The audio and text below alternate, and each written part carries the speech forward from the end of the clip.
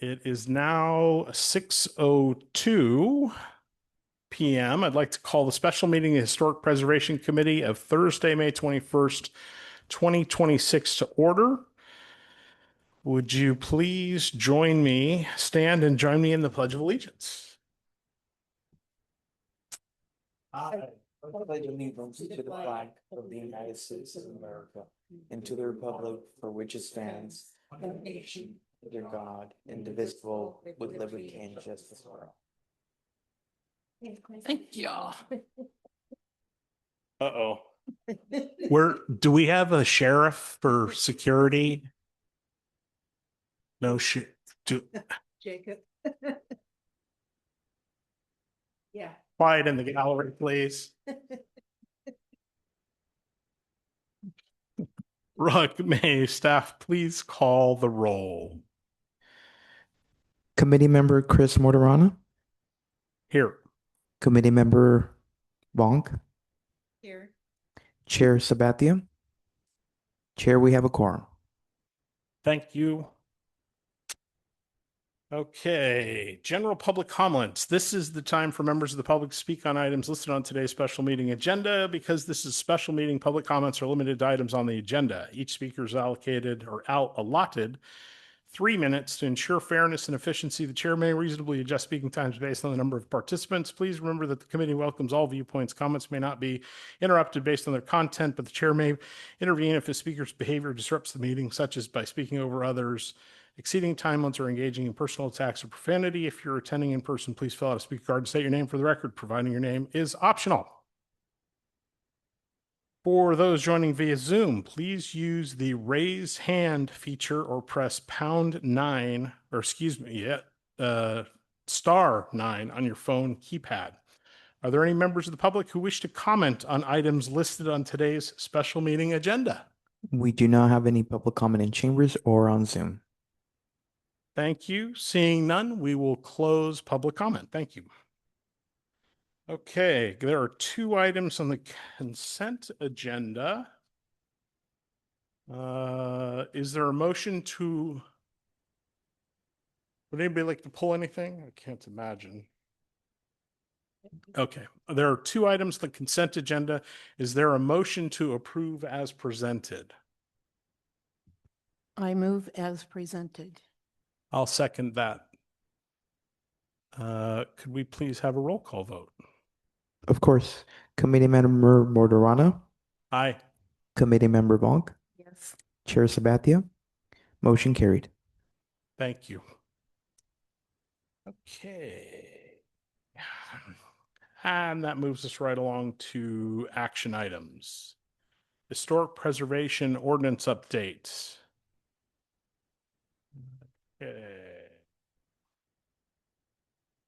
Okay.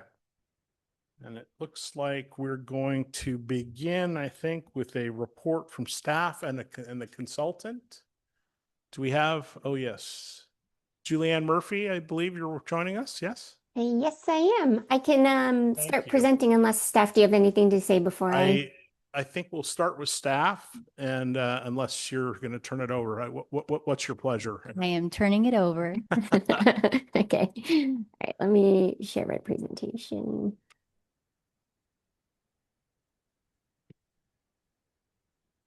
Okay. Can everybody see that? Yes. Yes, thank Okay. you. Great.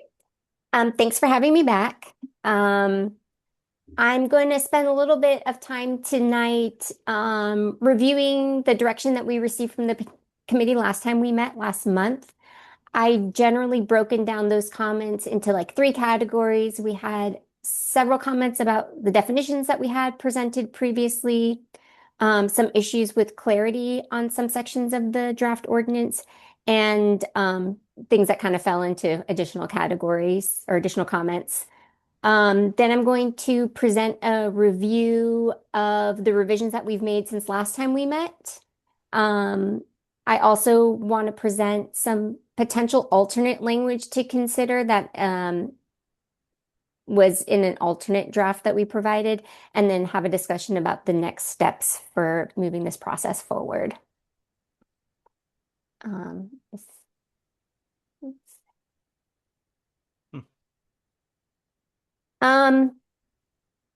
Can you see my little Zoom bar? Is this in the way, or am I only seeing that? No, it's clear. We can Okay, see okay. the I just wanted we to make can sure see you the could. full. Okay, great. So one of the comments that we received last when we met in April was inconsistency in the draft for the terms Register of Historic Resources, listed resource, and inventory. And so we've gone through and corrected that and have chosen to use Register of Historic Resources throughout to improve clarity for when we're discussing what properties are actually designated locally. One other comment we received was about street facing versus right of way. We have chosen to go with the term street facing since that is more appropriate for the type of description that we're going for. Right of way might not necessarily cover some of the elevations that we do want to have control over for those situations where there are minor and major alterations. Um, I'll get into this too a little bit more. I'm just kind of giving a one other comment we received was clarifying the meaning of coding. So we have provided revisions on that section of the definitions. We also were given some recommendations to provide more concrete examples of both major and minor alterations. So we have added those and to define terms that were used in a couple instances, including city gateways and guest houses. And overall, I think what we achieved last time was just that some of the language is a little bit clunky. Some definitions were um, maybe confusing. And so we've done our best to kind of clean up that part of the language. And then on clarity, one recommendation from this committee was to update the historic district language to ensure that references in it were to creating a new district, not changes to the existing district. To provide more information for applicants on when an evaluation would be required, to provide information for a better understanding of the current status of properties, those things that we are calling the register, and ask for a map or list of those listed resources, and to double check that the terms that we've presented in the draft for the HRB don't conflict in any way with the terms for Planning Commission terms. And then some other comments that we received last time was a recommendation to continue to name the historic districts in the ordinance. That we should be clear that non-contributors to historic districts would be subject to review by the planning manager for alterations, for minor alterations. We had a pretty lengthy discussion last time about how to treat reviewing paint colors and the importance of identifying character defining features and ways that we could have improved staff and board trainings. And so this is just kind of a reminder slide of what I presented last time, where what we've tried to do with these drafts is make them a little bit shorter, clearer. We didn't remove any of the efficacy or any of the power that's currently in the ordinance, but we did try to streamline things, make procedures clearer, tried to provide only definitions that were most critical for understanding and usage of the ordinance to make things better and more clearly understandable for applicants, for those people that sit on the board, and for city staff as well. And so here are the changes that are in the revised draft. For major alterations, the definition was expanded to clarify that it applies to properties listed in the San Juan Bautista Register of Historic Resources and within a historic district listed in the San Juan Register of Historic Resources. I think previously we had, listed resource or property listed. And so that was one of the comments that we received from this group. So we have made that revision. It's more explicit. Yes, exactly. And we've also added a new example for major alteration that states that it would include alterations that change the historic resources architectural style or introduce a new architectural feature. For minor alterations, same thing. We've changed all that to be San Juan Bautista Register of Historic Resources, which is a mouthful. And like I was saying a little bit earlier, the examples that we provided were expanded. Non-street facing elevations was revised to say secondary elevations that are not on the same plane as the primary elevation. We thought, that was the intent behind saying non-street facing elevations, but we think this definition is more explicit in what that looks like. And then we also included 3 new examples of what a minor alteration would be, which would include compatible replacement of stairs and railings with new railings, replacement of rear decks, infill of garage doors for new accessory units. And there What are, can you, I'm sorry, but that last one was not clear at all to me what that means. so this would be changing a garage door to be a like entry door. So that would allow garage doors to have some degree of infill so that it could be used for an accessory unit. So, Oh, and this okay. is So you're also essentially it's allowing for the conversion of the garage to an ADU and right, having which access through that garage door. Yeah, I'm hoping we can go through the ordinance Yeah. because that's one I highlighted too. Yeah. I didn't really Okay. understand. Thank you. yeah, we can talk about it more, but that is also consistent with state ADU laws. So we can go through that in more detail, but that was part of the intent too, is to align it with some state law. Um, we added a definition for the San Juan Bautista Register of Historic Resources, which I think we had kind of previously baked into one of the other definitions we had for historic resources. But in that effort to make things clearer, we've only used this definition throughout. And so we've provided a cleaner definition in the actual section of the code.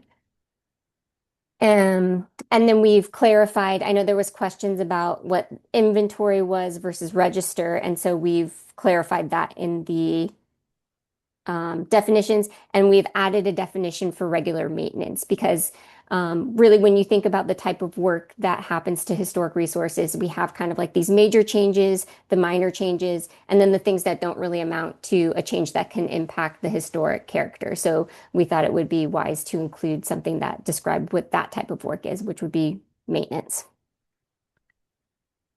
And then things we've provided for. That one was, oh boy. Okay, sorry, I'm looking through some of my notes. We're looking, that was the inventory one. Okay. Sorry, I'm just making notes to myself. Sure. Go ahead, I'm sorry. Sure. We've Make- tried to improve clarity on some of the things, including inventory maintenance. We've again clarified the use of the term inventory of historic resources. Per the suggestion of this committee for historic district designation notices, we've added the word new as recommended. The comment to make clear when evaluation is required, I think we discussed this a little bit last time, is that some of these things that I agree would improve or strengthen the city's historic preservation program are maybe not necessarily best addressed in the ordinance language itself. And so I think this question about making clear to applicants when evaluation is going to be required is going to be better established and handled in some guidance materials like the application checklists and information on the city planning website about when those types of reviews would be triggered. And we received a comment from you to provide a better understanding of the current status of properties. I think this is a very good comment.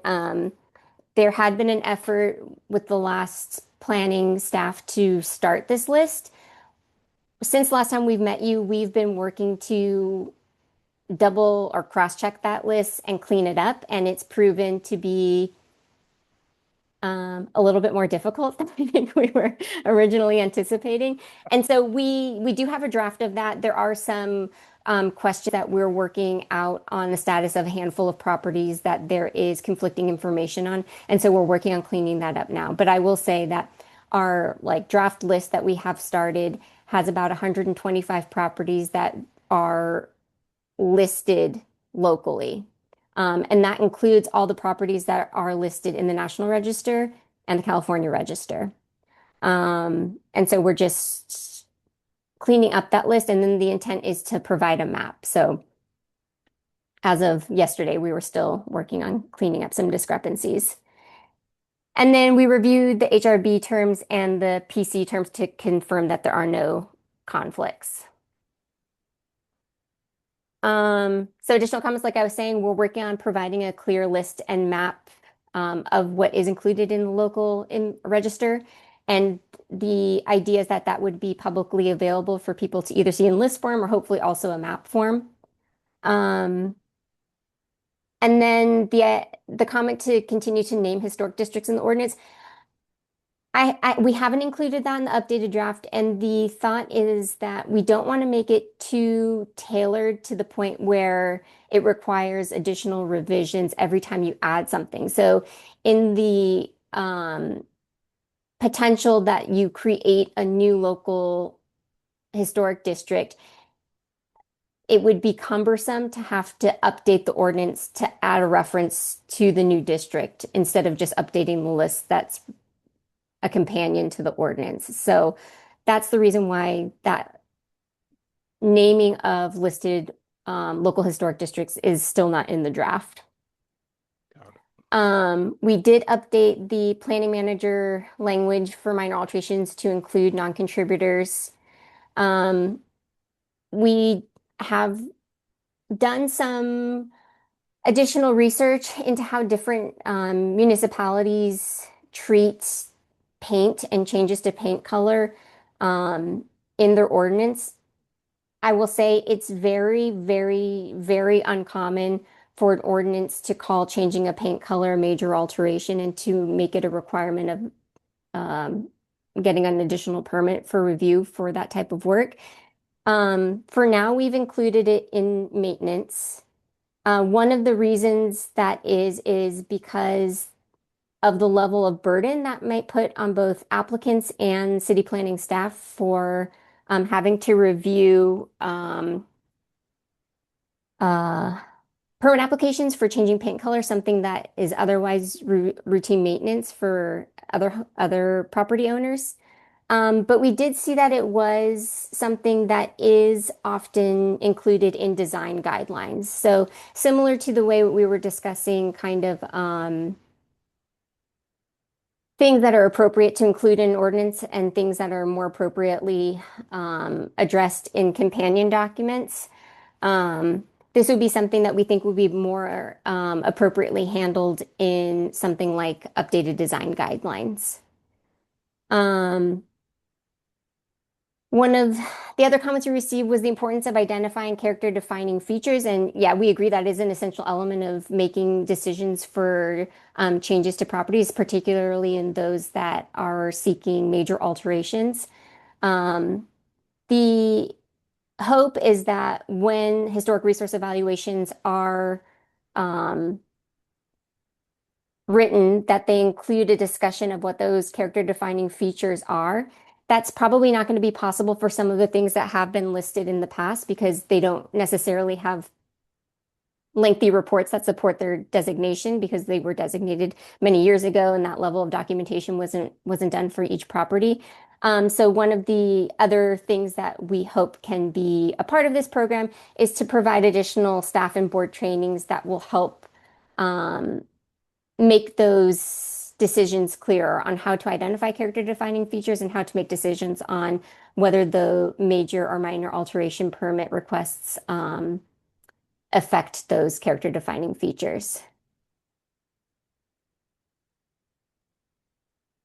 And then one other thing that occurred to me while we were working on revisions is that right now there is a pretty lengthy section that is under the site plan and design review permit section. And I've drafted a version of this section of the code that changes that language to say certificate of appropriateness to make it more of a standalone permit issue that applies only to historic resources. I think one of the issues now with the site plan and design review, and I think potentially a source of confusion for board members, is that Site plan and design review is an action that happens for things like new construction for properties that are not historic. But then there's a special different requirement for properties that are historic. And I think it would be beneficial to clarify that those two processes, while might be related, there is something different and particular for how to treat historic resources. And so we've created a section of the code with language that uses the term certificate of appropriateness, which is like an industry standard term for what that kind of permit looks like for things like major and minor alterations.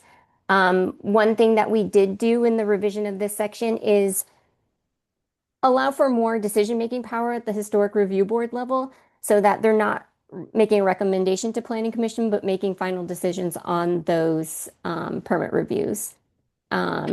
Do you envision then say, for instance, the HRB issuing the certificate of appropriateness, and then the planning commission would be responsible for the site plan and design review? Yeah, I think that it would be an appropriate division of responsibilities because HRB should be the group that is Got it. specific to the treatment of historic properties. So yes.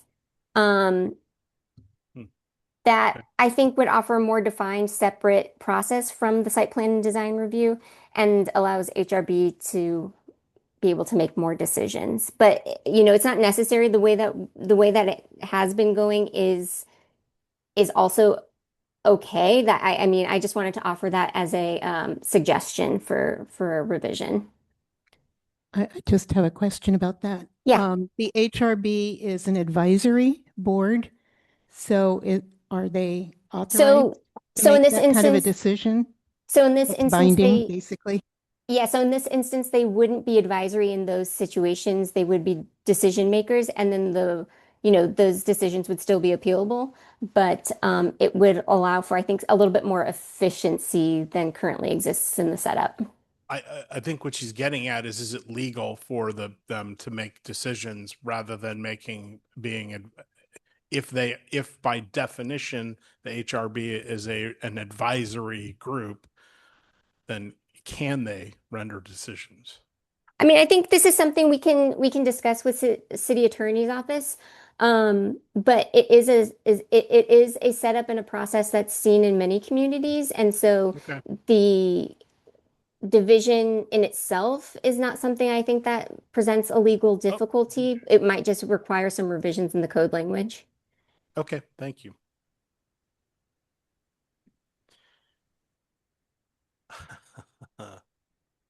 And then so next steps, we'll take feedback from tonight's meeting to coordinate additional edits and revisions.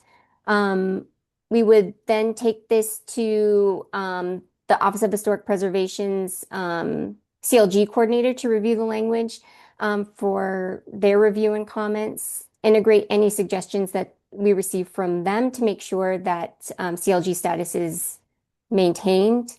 And then, like I said, our hope is to be able to develop additional support materials like those applications, checklists, report guidelines, internal guidance and training materials, and finalize any changes with city staff before eventual adoption.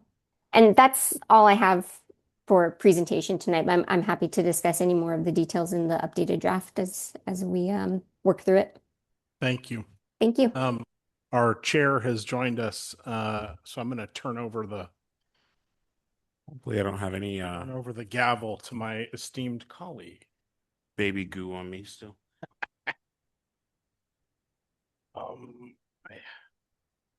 Sorry. Which pile's Oh, mine? that's a different one. Sorry. I can't find my. What the hell did I do with it? Well, it doesn't matter. We're in the we've just had the staff report, which is the slide deck that you have before you. And I think the next step, thank you so much. I don't know what I did with it, but we're at no, you're in the right place. We were working through this sequence here. So committee questions discussion is where we're at. Okay. I obviously have no questions or comments. Um, so Kara has a long list. Do you why want don't you get started with that while I get up to speed? And then Can I ask you to turn your microphone on? I just said that I do have a number of comments. And I'd just like to go back to the premise.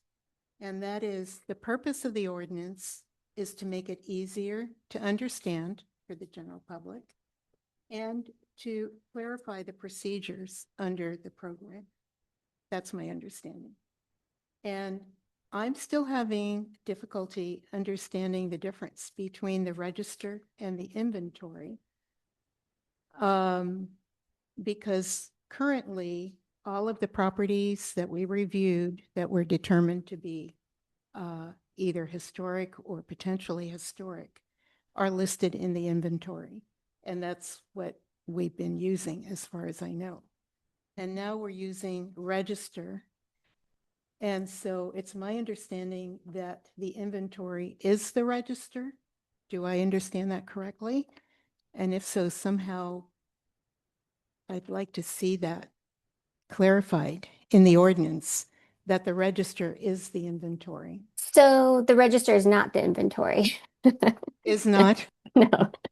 Okay. Let me pull up the draft so that I can point you to the section that where we attempted to clear that up and maybe have still not been successful if there's still confusion.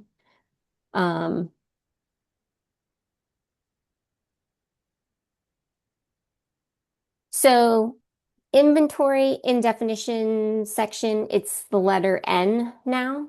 On what page are you? This is Four.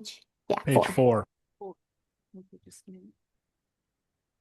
So the inventory means the process of surveying resources and recording resources. So the inventory is what I would say in plain terms would be a resource, a list of, this is hard without reusing the same words over and over again, but it is a like reference list. So it would be the culmination of the city having a list of things that have been identified as historic. Whereas the San Juan Bautista Register of Historic Resources are those resources where there's been action to add them to the list, meaning that they're locally designated.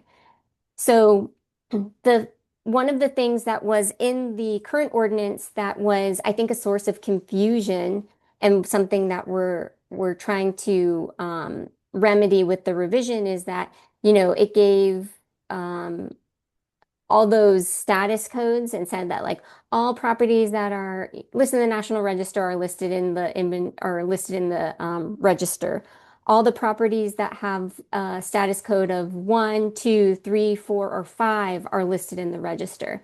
And so it was just too much technical information in the ordinance that wasn't serving a useful purpose. And so what we've done is try to capture all of that in the definition.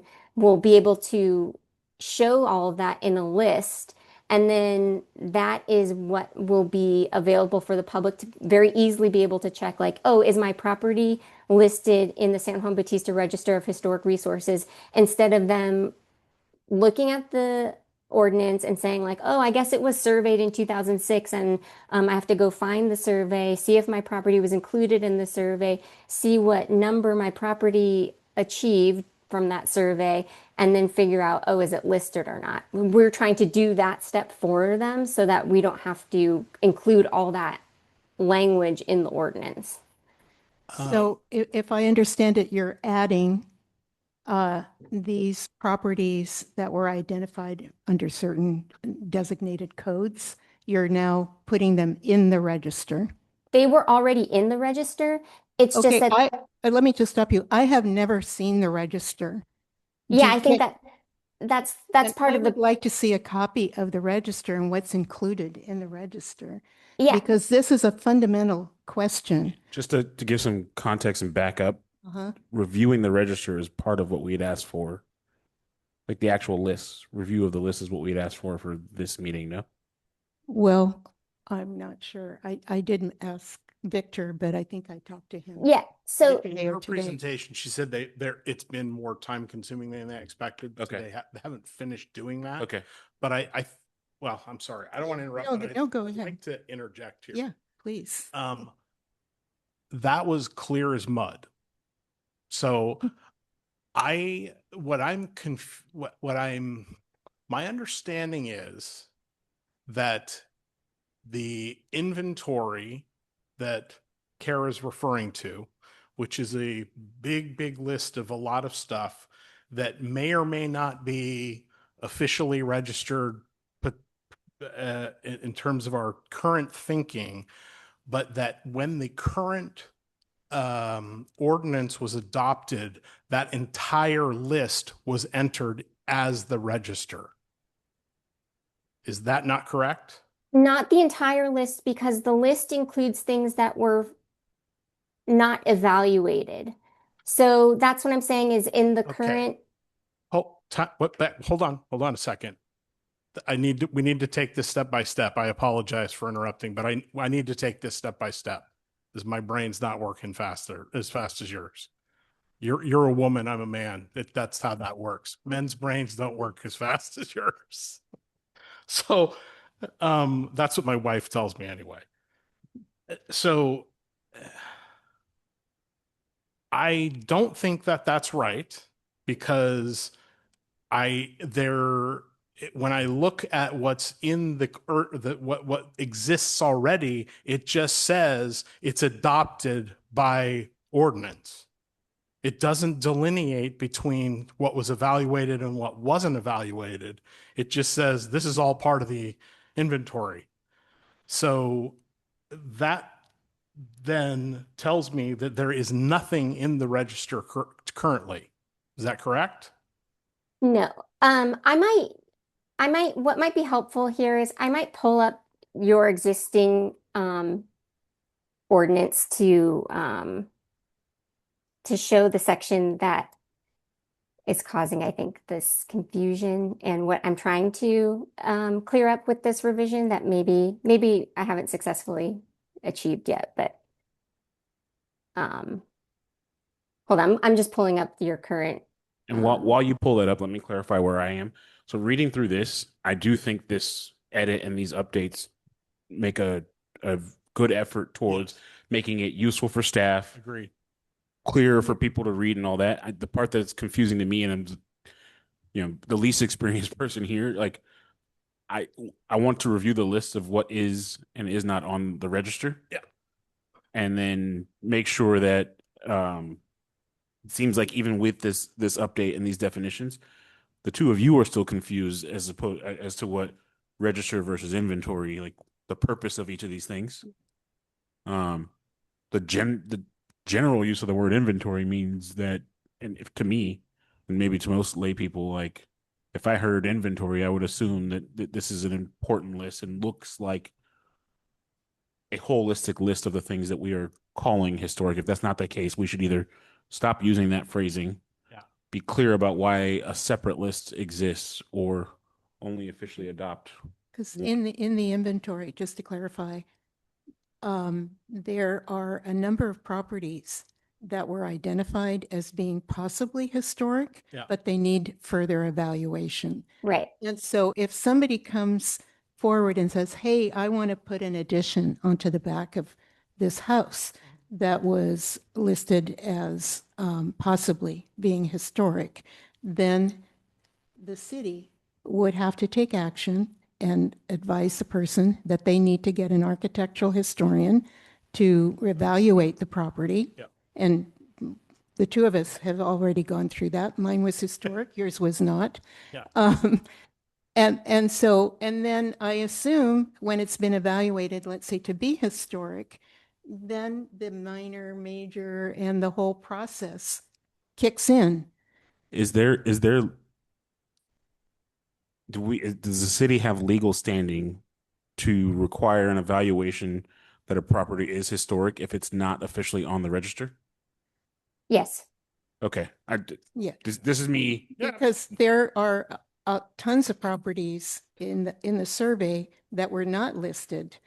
And if they were not listed, that means they were considered out the gate, not historic. Mhm. But it was done in 2006. So now because anything 45 years and older should really be reviewed. But that's the whole idea of doing an inventory, so Okay. to help staff know which ones need review and which ones don't. Okay. So the inventory is a backlog list. so Yeah, to it's a speak. list of everything that's either was determined historic or needs further review to determine if it's Would historic. it make sense? And this is trying to be, Yeah. if something is on the register, like we've officially done, take it off the inventory list so that it's Yeah. Right. Something So to that's figure about. that's exactly what what we're trying to do with this Okay. this ordinance Got update is exactly what you're Okay. describing. And I think, Kara, you said something really important there, where you said that there was, through that survey, things that were determined historic. And what what the last ordinance update did is it took the results from the survey, from the 2006 survey, and said, and it's here in your current section C, subsection 6, that says properties that were identified either individually significant or contributing to the significance of a designated historic district in historical resource survey meeting the requirements of PRC code and then if you go up, what is this describing? These are describing those properties that are located, that are in the city of San Juan Bautista Register of Historical Resources. So those were captured as being on the San Juan Bautista Register of Historical Resources. We're not changing any of that. And the status of no property is changing as a result of this update. We are just trying to clarify. This is a lot of language to say something that's pretty simple. And that's all we're trying to establish here is clean this up. This doesn't have to be this long or this much language to say what we need to say. And so that's what we're trying to do in the update. Now, the problem practically is that this was done via this ordinance, is that they said, like, basically we're taking the results of the 2006 survey and saying all those things that were found eligible and surveyed and found eligible are listed, but then there was no effort. It doesn't appear, at least as far as we can tell from the documentation that's available, in the city planning department, to take that information and put it in a list. What you're asking for is like, well, what is all this stuff? If we tally up what all these things are, what's on the list, which is what you're asking for, and very reasonably. And so we're doing that. Part of the problem is that there were things that were included on that survey in 1981 that are no longer there. And there hasn't been maintenance of the list, which is the problem that we're running into now. So that's what we're currently working on. I can even show you, we have When you say the list, you mean the inventory, the register, sorry, the register. not the inventory. Not the inventory, because, and this is the other part, I think, Kara, what you were talking about, the inventory will be those things that have been identified as historic but have not been designated. And that will include things that were surveyed in 2006 or previously and not either evaluated or Gotcha. were given a status of might be historic. Okay. Or properties that have had historic resource evaluations for purposes of permitting, but have not been designated formally. And so that would be a list of things. And an inventory is just like, here are the things that we know about that we might want to designate. That's like the simplest way to think of an inventory. Okay. Okay. So what we will sometime soon, because it's, Oh, pardon me. Sorry. I'm going to tell her that you made her ringtone that. We will have an official registered list that we can review, and it sounds like that is priority. Oh, I have a follow-up question. I think we want to But yeah. see everything. If So it's going to take a long time, I'm just saying the priority will be on the. asking them to evaluate anything. No, it's not just send me what they have right now today. Is there Victor, a separate register and a separate inventory? No. Not that I know of. No, so this is. So Julianne, Yeah, that's our problem. You're saying stuff that's been entered on the register, there is no register. well, there is functionally a register, No. legally a register. There's just no list of what that is. That's the problem right now when when an application comes in.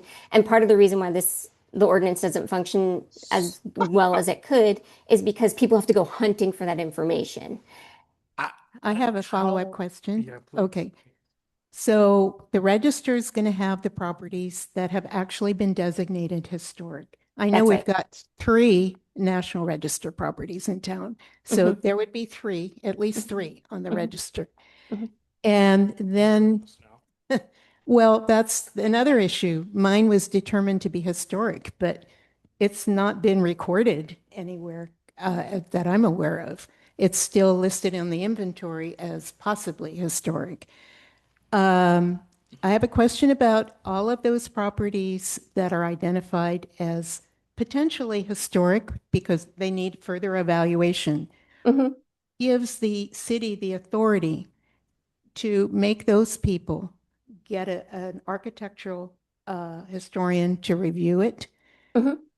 Because that needs to be in the ordinance then if we're separating inventory of properties that are potentially historic.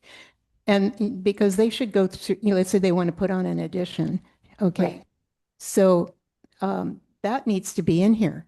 That all of those properties that are potentially historic also need to be reviewed by the planning department.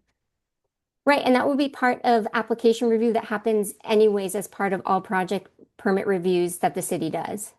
Where does it say in this ordinance that the city is authorized to pursue, Where making does it say person? that? I mean, So- we want to make sure the city has the authority under the ordinance to check out or review those properties that are potentially historic. Because they're not on the register.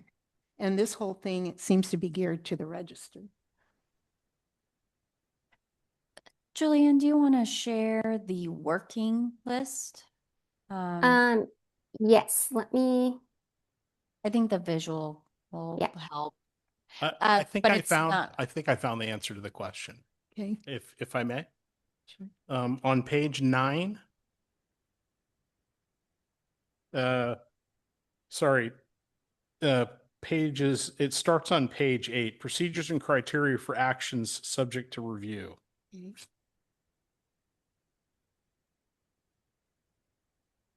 And that's where it spells it out. And we can read through that if you like. The very- yeah, and so Kara, the part that you're discussing for properties over 45 years old, that would be in the planning manager review, section B2 on that page, on page 9.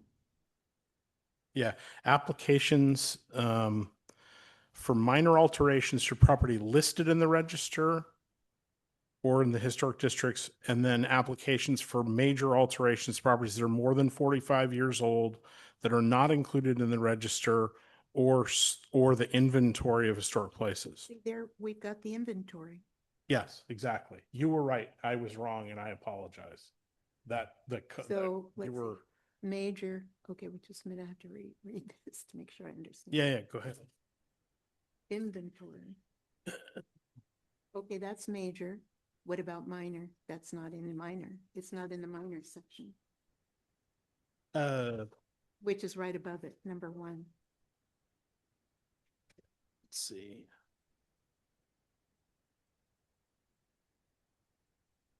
So it should say it's exactly the same language that's found in number 2. Why would it be the same? Because if. Minor and for a major. minor, if it's a historic property and somebody wants to change a window or a door or re-roof, if it's historic, they're supposed to come before the planning department to get approval and pay a fee. And Um, so I- it doesn't address those properties that are potentially historic. It only lists those that are on the register. I mean, this says,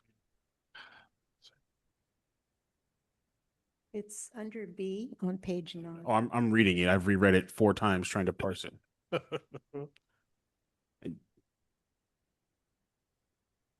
The way I read this is that even for a historic property, things that are considered minor are getting approved by the planning manager, not having to come before HRB. Is that the way you That's read that, correct. Ariel? Yeah, that's correct. Ariel? Is that what you're reading as well? Yes. But it doesn't include properties that are potentially historic the way it does under minor. So you have a property that But what you hasn't been- stated, sorry, I just want to make sure Oh, yeah, I'm clear yeah. on what I heard. What you stated previously, maybe we're talking 2 different threads, is that for properties that are historic, deemed historic, even for minor alterations, they need to be reviewed by the Staff. board, By by staff. by Yeah, staff. Okay, right. yes, okay, then we're on the same page. Yeah, And so what you're asking for is for that to also include items on the inventory, not just items on the, correct. okay. That's correct. I'd be good with that. When you first said it, you was like, oh, it has to say everything. I'm like, Yeah, I'm sorry. Sometimes there I'm are not. there too are 3 times as particular many with- words on P as there are on A. Do we really need to put all of them back in there? Okay, I get that. Okay, I think I'm Understanding your request now, I think that Uh, makes sense. Is like we're reading through this. Yeah, because what we're saying in here is that if it's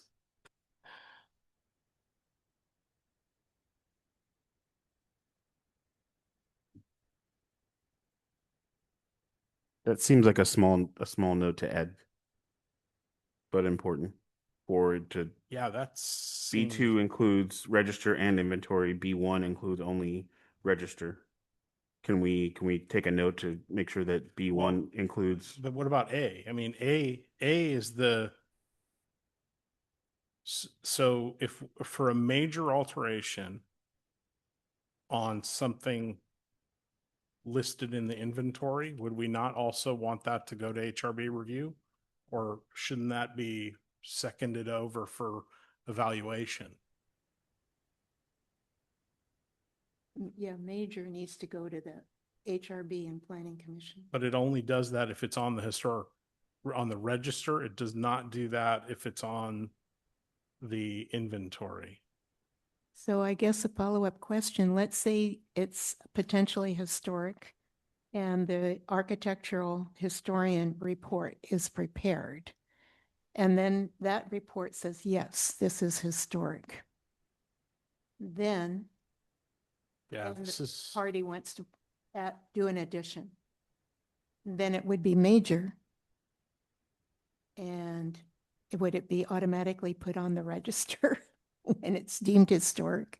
And then, Well, I mean, I guess the easiest this is not feeling easy at all.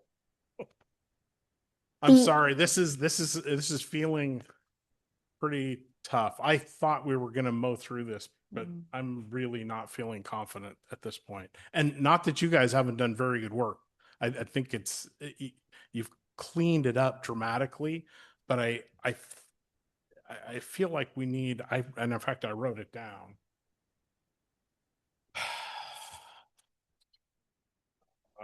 Yeah, too many papers here on my desk. I apologize. You guys probably can't see this, but I wrote out a little sheet of scenarios. And it's like, what happens when it's not listed and not historic? Not listed and historic. Listed, not historic, listed and historic. There's sort of like 4 groups yeah, of houses, and then at which ones are requiring evaluation, and then what's the process? Because right now we're talking about approving a site. It could be listed as a possibly it could be in the inventory, but currently if it's in the inventory, we're requiring it then be evaluated. yes. That does not appear to be what this code revision says. Code revision just says it goes to the staff to decide whether they get the design review, site and design review. And I don't know. I mean, I think part of this is we're trying to get stuff pushed onto the register to clean that up, right? Yeah. Am I missing, did I miss? Yeah, we can work to kind of clear that up as well as kind of um, providing maybe like a flow chart for clarification. Um, Additionally, Julianne, do you want to just pull up so they can take a look at what the working list looks like for? Sure. I think we need to deal with those properties that are deemed potentially historic. Because I'm looking at definitions too, alteration, major. It only talks about properties that are on the register. So maybe we need a whole separate section dealing with those properties that are potentially historic but haven't been evaluated. So there aren't, okay, let me show the list. This might be the easiest way to do this.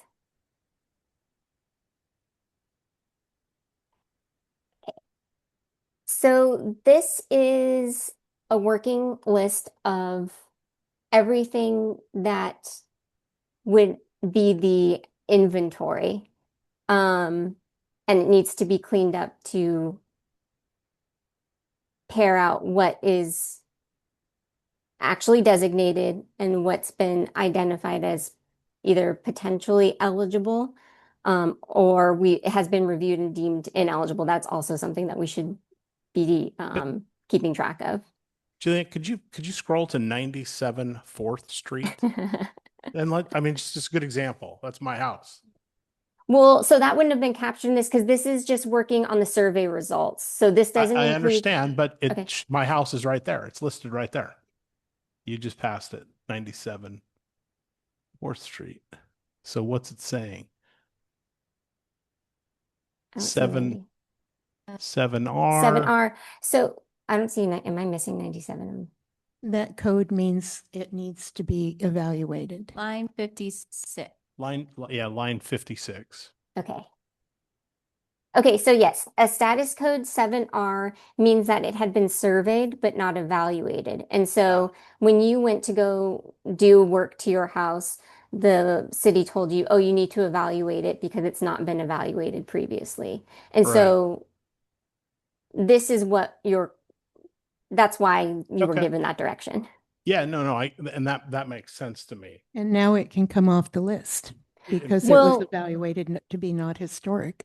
Right. Yes. And I think that's the point where I'm talking about where there's been no maintenance of this list. Right. And that's why we have a starting point, but that's why it's not finished yet because there's quite a bit of Yeah. cleaning up that Oh, still yeah. needs to happen. Yeah. Yeah. But yeah, I guess it's the process. Boy. Because mine would be there as 7, also 609 3rd. I had it evaluated. It was Mhm. determined to be historic. Was yours a 7F like that too? Or Yeah, 7 something. Yeah, okay. All the 7s, I think, mean further evaluation. So then, Kara, when that happened, did you go through the next process to designate your home? No, and I'm not Just- paying, what is it? No, the city, or no, it's in your ordinance. There's a fee to get Yeah. it registered. That's ridiculous. So I Yeah, think I've already paid through the nose for everything. So it's basically what you're doing is penalizing people who have historic properties to then pay another additional fee. Mhm. And that's in the ordinance. I think that was one of my comments that I was going to make, is there should be no fee because it's, the city needs to know which ones are historic, and we're the city of history. We need to know which properties they should be on the register automatically when they're deemed historic. Well, and I think But if there's work to be done for that to get on the register, and if it is historic, the city can maintain a list of properties that are historic at relatively low cost. But if there's cost to put it on a national register, It Oh, no, doesn't make sense. We're It's not- just going to go on the city register, the one we're talking about here. If we're just talking, so that's that's what I'm talking about. If it's just a city register, whatever the staff cost to put it on the register makes sense. It shouldn't be in the thousands. If there's a cost to put it onto a national register, to Well- me, that cost should go with the homeowner. And we paid, but that's what I was told I was paying for when I had the evaluation done and had staff look at the evaluation. That was part of that process. So yeah, I would say that's a whole separate thing we should talk about. Yeah, that seems like it falls under the purview of the city council. Yeah, for sure, for sure. But I mean, and not that we shouldn't make a recommendation about it, but because Yeah. I share your Seems concern. strange that you're going through this whole process Yeah, it seems. and then, getting the building permits and The- whatever, going through the major, because mine was a major, This does feel like we're straying a little bit from Yeah, this yeah, this but review. it's in the ordinance. This Yeah, proposed No, ordinance. understood. Sure, we it is in the ordinance, like I said, but it feels like we're straying away from the topic of discussion, Okay. and it makes me a little bit uncomfortable because you both have a vested financial interest in however that falls out. So I think I don't. That's not. He's artistic. anymore you did. But Julianne, just from a functional standpoint, there's and let's use Kara's house as an example. Kara goes in, they say it needs evaluation. She has the evaluation done, pays for it. And now the process for her to get that put on the register is paying some fees, doing a further application, sending it before the city council for designation. All the time, this time she's waiting because she doesn't get permits. She just has to sit and wait for this process to go through. Well, your property doesn't have to be designated to continue through the permitting process. And then the ordinance does lay out a Oh. process for designating your property if you choose to do that, because there are two different activities. One's about the identification of resources and one's about the treatment of resources. The thing that's happening now is that oftentimes properties are not being identified until there's a proposed treatment or permit process. So But- it's a way that the city's capturing the information. So that's why they're addressed in two different sections of the code. And I understand what you're saying, that perhaps there should be a pathway for property owners who go through the process of getting an HRE to easily designate their properties if they so choose, I think is what I'm hearing. Can I No, interject? I We, think what I'm the saying. register needs to be accurate. Yeah, I think what I'm saying is if my property is not on the register, then I am not subject to the review that's listed here. Mhm. Correct. And if I go in and make my permit application, then I'm not on the register. I'm not expecting to be, even though it's eligible to be on the register, I'm not expecting to have to deal with that. I mean, seems like a weird disconnect to me. Yeah, so that's what we tried to clear up with this, because right now, the version that you have in front of you, the site plan and permit features that apply to historic resources only apply to those that are designated. Uh-huh. And that was a choice. What I'm hearing from you through this discussion is that you would like to include eligible resources. We can. Well, I mean, I don't think that's that's what we're saying. no, well, I think that's the intent though, because we definitely want to hold those properties to that standard, whether or not they've. We don't want to hold them to the Then standard. what- We want to force them to be reviewed to determine if they need to be held to the standard or not. Exactly. No, yeah. what I'm saying is the determination of whether it's been done, they've been evaluated, Yeah. but they aren't technically entered on the register yet. Right? I can give my Step house before that. as an example. Okay. It was designated a 7R or something like that. Needs further review, possibly historic. Got the architectural historian, which you pay for, required, by the city under the ordinance, deemed historic. We were adding something on the back. So now it's a major, major review. paid all the fees. It went before the HRB, it went before this planning commission. And there were a whole bunch of conditions attached to do that work. And then after that, that's only the preliminary. Then you have to go in and get the building permits, right? To do all the actual work with the reviews, building inspections and all that kind of stuff.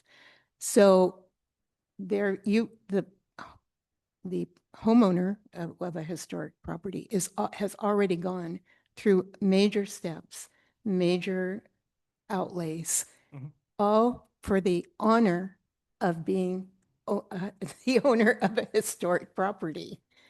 And so if you want this register to be accurate, because who knows, maybe tomorrow I decide to put an ADU or maybe put a second edition on or something like that. But per The this city list, the city would ask you again because you're still would designated. be on, it should be on the register as a But historic. even if it weren't, so what I'm trying to get at this is not a dire scenario. It may be inefficient right now, Mhm. but it's not dire. If you were to say, I want to build Willy Wonka's chocolate factory in my backyard now because I think I have the space to do so, you go in for your permit, say you want to build the chocolate factory. The list right now still has you as, because we haven't updated a registered list. The list now shows you as needs review. So now you get to go cheat because you already have your homework done and say, I've done my review. Here's my review. I am historic. And so you get to jump into the middle of the process as opposed to Mhm. having to pay for another thing again. And so it works. It's just I see inefficient. what you're saying. Yeah. So there's no, I guess what I'm outlining is I don't see a loophole or a danger of somebody, because of the way the list is organized, being able to be approved for making an alteration to a historic or potentially historic home. It's just inefficient. Like it's not great for the homeowner, but there's no loophole here that allows them to be. I see what you're saying. Um, but you know, it seems to me the city would want No argument there. I was just trying to outline that there isn't some. And then let's say I sold my house. Shouldn't somebody who wants to purchase it, they need to do their due diligence. So that's They should maybe go to the register and see if yep. it's. So that's the next thing. You sell your house, right? And I still don't think there's a loophole here. I'll just run through this scenario. You sell your house, and then this, to me, good neighbor, bad neighbor type thing. You sold your house. You did not provide your survey or your evaluation to the Mhm. buyer. Yeah, They go to make an alteration. It shows up, needs review I see. Yeah. because it hasn't been put onto the register as already having been done. And now they're in a situation, the new homeowner's in a situation where they either have to find you, get your paperwork, and you could say, Right. give me half, Right. Yes. a little cost sharing, or they have to go pay for a brand new review. There still is no loophole that allows them to face the property with permits. Okay. Um, Julian, could you speak to updating section 70, the procedure for registration, and how can we update this section to include that when you're going through the evaluation and that evaluation determines it to be historic, like that is somehow being incorporated into that registration? Like, can that just be, a step, that we connect the dots between the two? Yes. Maybe we can work on some edits. Have you seen that in the past? It feels like it should be an automatic, right? Yeah. It gets evaluated as part of this process. Why would we initiate a separate process to put it on the register? Mhm. We've just done that whole process. I think.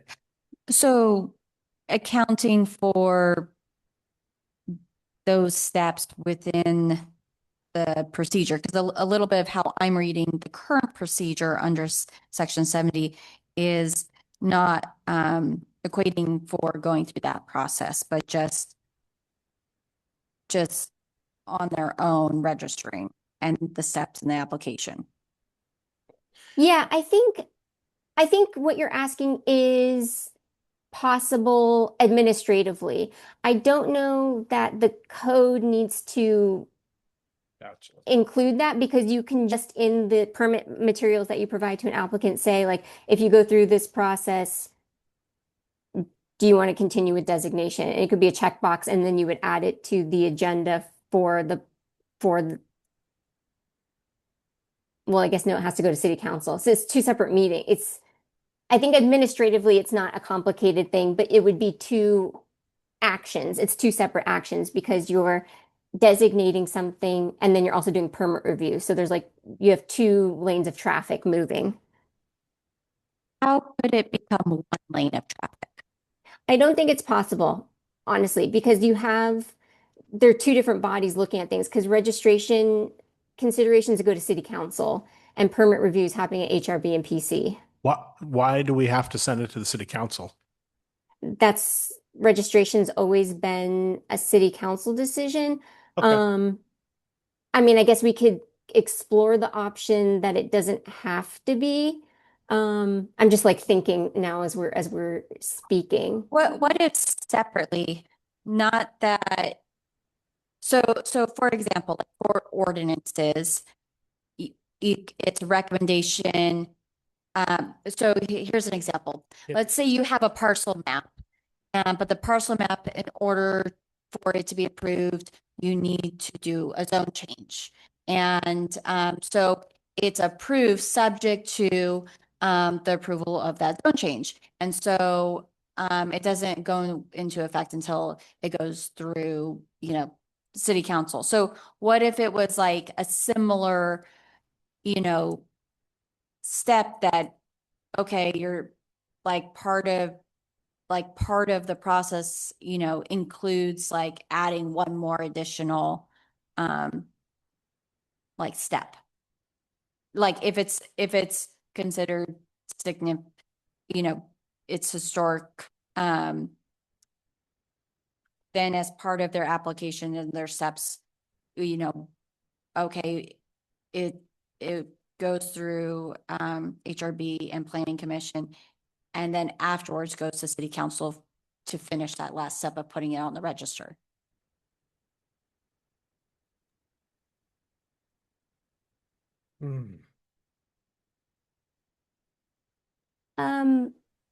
Yeah, I mean, I think it's possible. I think it's something we'd want to maybe discuss with city attorney to figure out if that's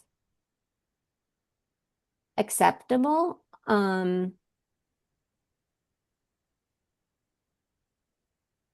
I don't know how we would reflect that in the code language. I just have to think about it. It's just something I've not seen before. about it. I just have to Yeah. think about it and do some As more you're research. thinking about that, it seems to me that procedurally, we shouldn't change how the code works, but if we procedurally make it so that the current process automatically happens, that's more desirable. Mhm. Think about how to wordsmith that. Yeah, I also just want to flag that there's going to be situations where a homeowner does not want to continue with that. So there still has to be ample notice to people about the change in the status of their property, and there has to be an opportunity for them to object. So that's why the process is separate. I think that noticing requirement is really important. Again, possible. I just need to think about a little bit more about how that could be accomplished. So now that has me thinking. Add a fifth little scenario into your little tray over here. If a property is on the inventory, they do the evaluation, it comes back historic. Homeowner says, I don't want to be on the list. Too bad. So sad. Like, why do they get not? Why do they get an opportunity to object at that I point? think that's in here. I don't think they can. It just, Can. They They can can. That's object? always been a feature of the ordinance in San Juan Bautista. There's been opportunity for owner objection.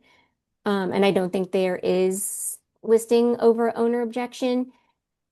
That doesn't have to be a requirement. I don't know if there's an appetite for this community for that to be the case. But that's always been the way it has been in San Juan Bautista.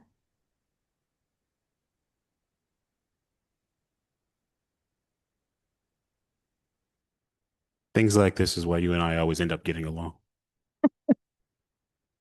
You could, I mean, at this they've point, they're already- arguing facts. they've Like, already gone through the process, the evaluation, the major review before the HRB. I guess the and penalty to not wanting to be on listed is you don't get to do whatever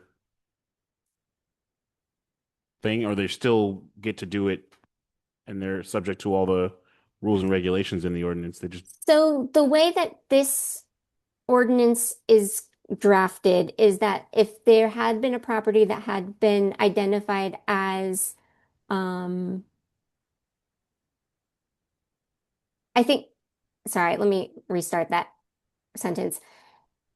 The 45 trigger for review was for major alterations. So right now, if you had a property that was over 45 years old, but your scope of work didn't trigger a major alteration, then it wouldn't be subject to review. And you wouldn't have to do a historic resource evaluation. That's one substantive change from the previous version or the existing code. And the thought there was that that streamlines reviews, allows city planning staff to be able to make decisions. And if there were kind of a wobbler on whether something was going to be a major or minor alteration, then they could come to HRB for advice. So I didn't follow that. Maybe you can so repeat. right now, let me go to the section in the code. Are we talking about B on page 9? So right now, oh, that's not what I want to do.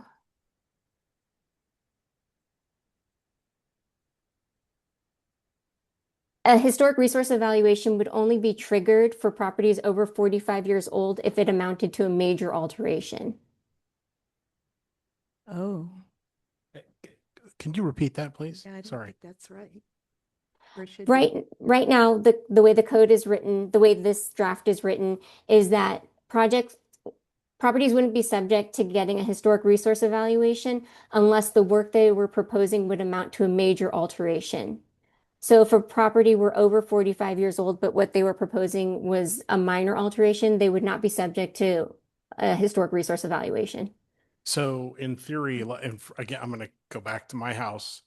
I'm on the inventory, but not on the register. Mhm. A like for like roof replacement is designated as a minor alteration, is it not? Correct. Yep. So I So you would wouldn't be not- subject to it. Right. That would not trigger me having to get the evaluation. That's right.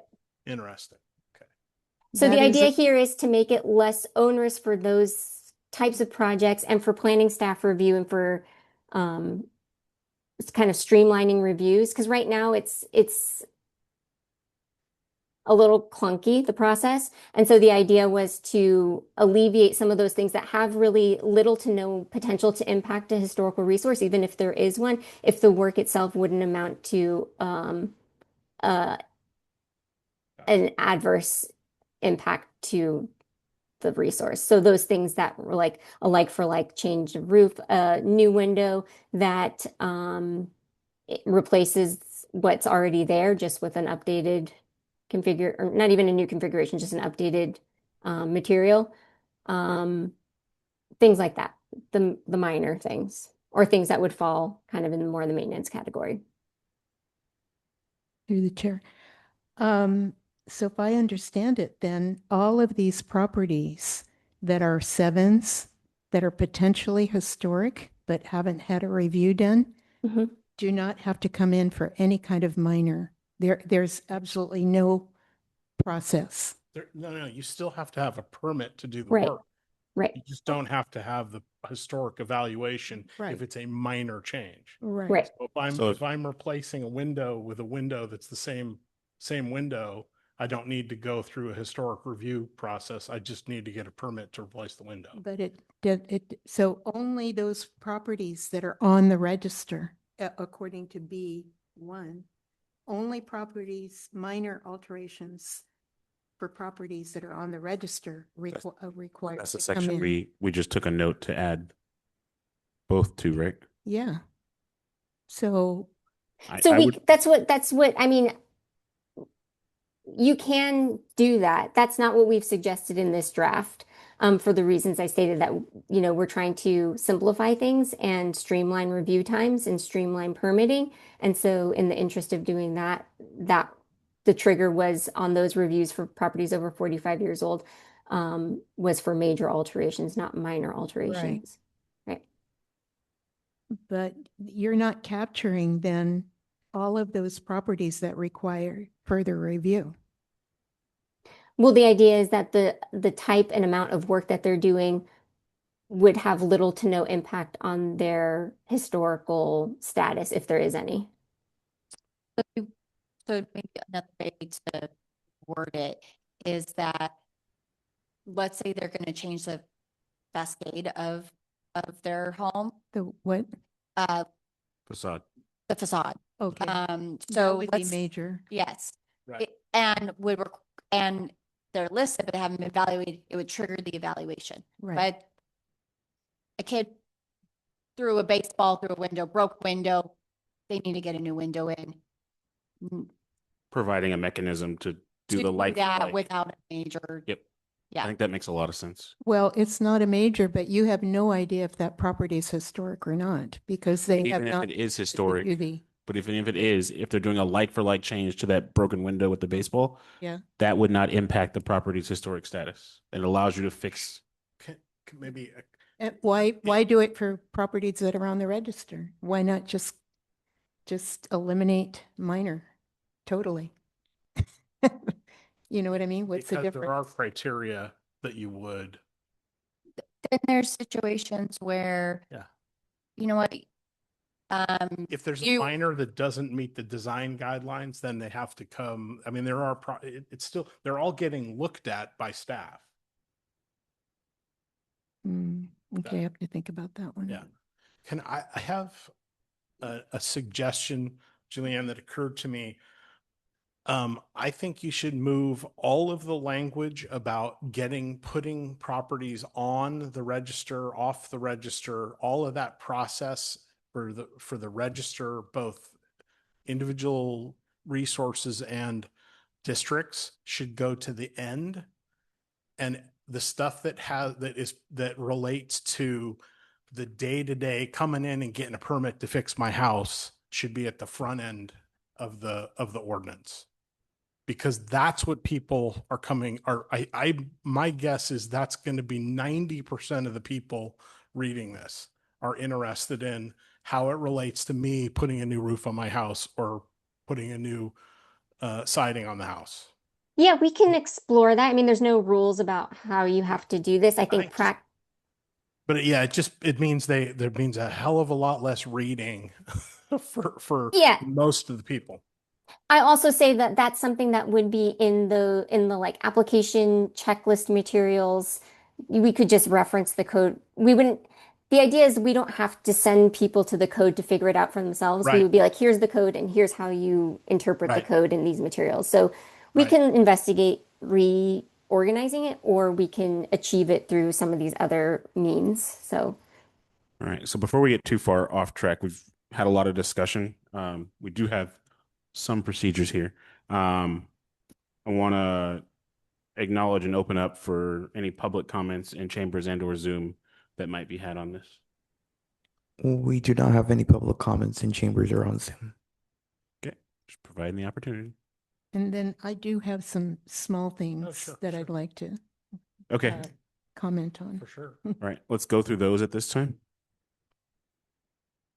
Go ahead. Okay, thank you. Under 0.20 definitions, it would be small a-b. Any project requiring a permit and significantly alters the street-facing elevation of a historic building. Okay, we're talking about major alteration. I think just street-facing elevation is too limited because somebody could be adding something on the side or something that's visible. And I did suggest earlier or at the last meeting that we change that to visible from the public right away, because I think that's what the Secretary of Interior uses in its standards. And so anything, I mean, somebody could be adding a whole thing on the side of their historic property. And if you say visible from the public right away, that's pretty easy to identify. As opposed street facing elevation, so that's only the front.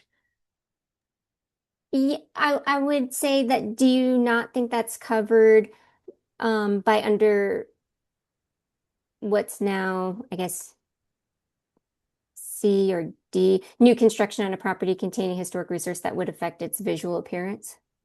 I'm sorry, which No. one? Not necessarily. If it's an Adobe and they want to put a bay window on the side of the Adobe, But that affects its appearance. it does, but it's on the side. If it's on a side wall, not on the street facing elevation, then it's not covered. Well, I think I'm absolutely hearing what you're saying. I do want to acknowledge that we do want to allow people to have more flexibility on their side and rear elevations to achieve changes to their properties that might be necessary for their continued use. And so I want to be sensitive about the language that we add to allow that. I don't want to get too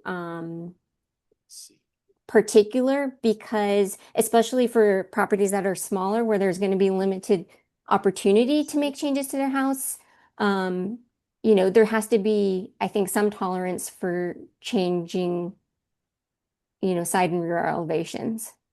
I would agree with that. So that's why I hear your concerns, and I do think that that is something that can be hashed out given the particularities of a project that comes before HRB, and that's why this language that says visual appearance, or that's why we added that would alter the architectural style or introduce a new architectural feature. These things are flexible to allow the opportunity to comment on those types of projects without being too restrictive in the definition. It's a balance, and that's what we're trying to strike here.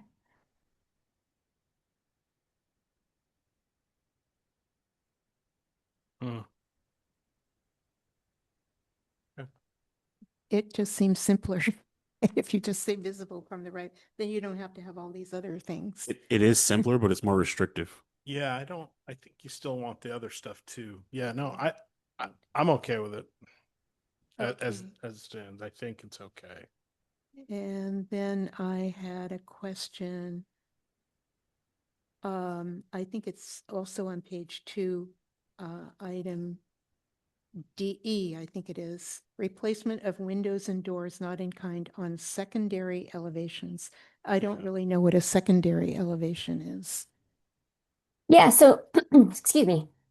Secondary elevations, this is like a very industry accepted term, and something that would be usually identified in the historic resource evaluation. It's like you identify your primary elevations, and then those other elevations are your secondary.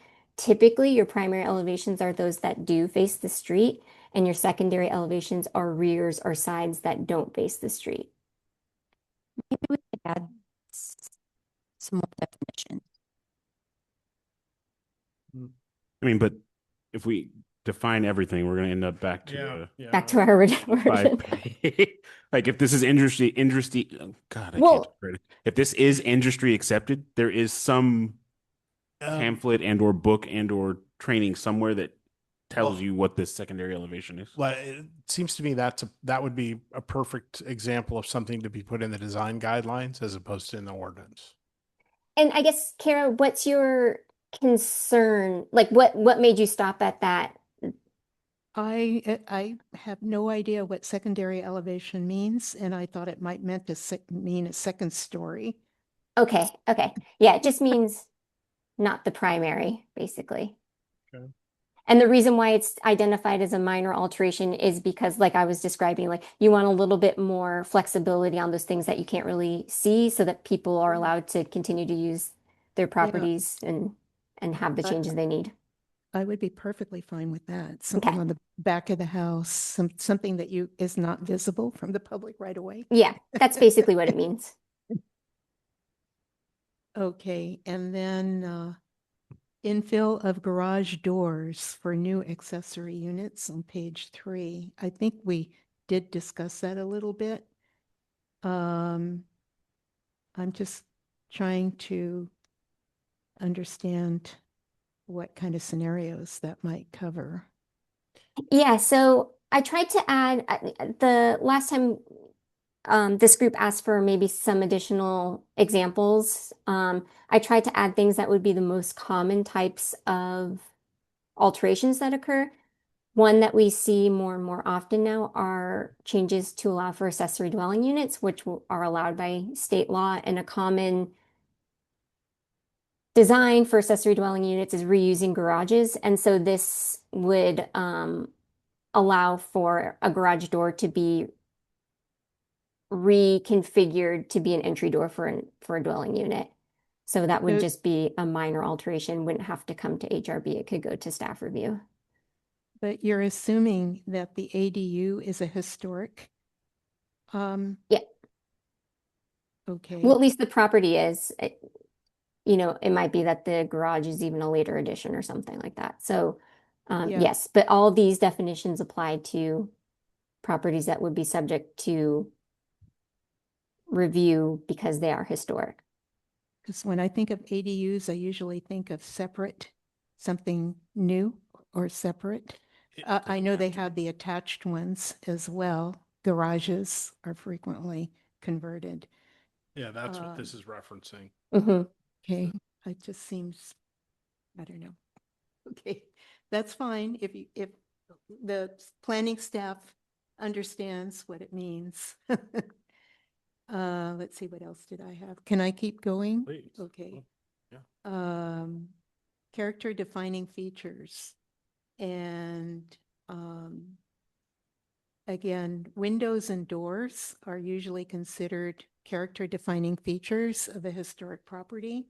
So I'm wondering if you can add that in the definition. Well, windows and doors aren't always character defining, so they sometimes are. Maybe you could even say often are, but not always are. And I think, this definition we provided says the essential physical elements and characteristics. I think that's the most elegant way to phrase that. I would be